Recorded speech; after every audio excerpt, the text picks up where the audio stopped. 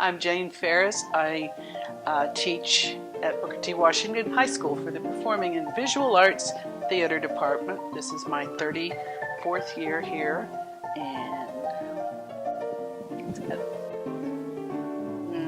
mime is a form of entertainment. It goes all the way back to the Roman era, where they put flour in their face so they could be seen at great distances, and they couldn't be heard, so they would act out physically. And today, through the ages, it's evolved into what we know as illusionary mime or pantomime, and it's still entertaining the audiences non-verbally, telling stories and presenting characters. That's pretty much it. Well, in the dark ages, I did mime for a living, not a great living, and street mime is usually what pays the most, and you are hired to entertain at an art festival, whatever it is, an opening of a gallery, a library, who knows, and you do just sort of improvisational mimes, just sort of drive-by mimes. You play with the audience, interact, and then you move on, and then they move on the other direction. So it's not a sit and watch a total performance. It's just light, drive-by entertainment.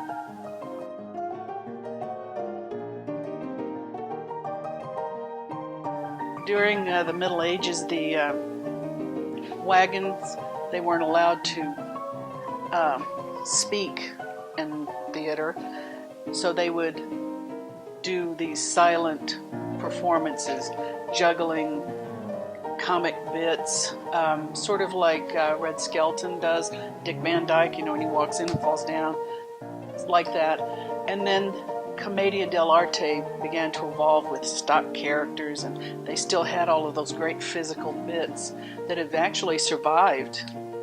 Not that they're always used, but some of them were kind of frisky, actually. Anyway, and then I guess really Etienne Decroux in the late 40s started teaching corporal mime, which is sort of like assuming that yoga is for performance. It was just learning how bodies move and their intents down to the smallest detail of weight shift. And his most famous student was Marcel Marceau. And Marceau and he parted ways because Marcel Marceau wanted to perform for the audiences, and connect with, these stories and characters that he created. And, he did for just decades. Was very popular and very famous.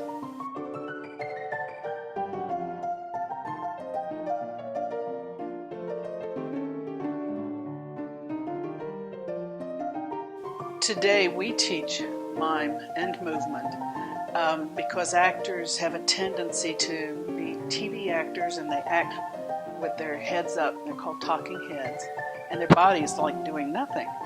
And working in this movement medium, it gives them the opportunity to become aware of what their body is doing and the intent that it's signaling in conjunction with words spoken.